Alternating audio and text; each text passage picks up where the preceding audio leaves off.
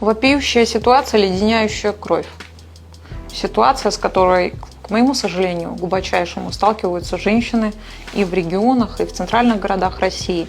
Ситуация, на которую нельзя закрывать ни глаза, ситуация, на которую должны обращать внимание не только врачи, которые приходят в первую очередь на помощь, но и правоохранительные органы, которые не вовремя реагируют, к моему сожалению. Прилетела девочка 14 ноября, можете посмотреть.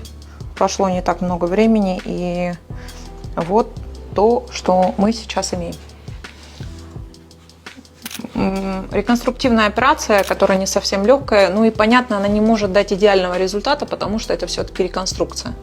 Мы забрали ребро 14 ноября, сформировали отсутствующий участок хряща, ну и вторым этапом мы, конечно, из мягких тканей сформировали мочку уха. Ну и видите, на сегодняшний день мы его восстановили, он прижился, все хорошо, все прекрасно.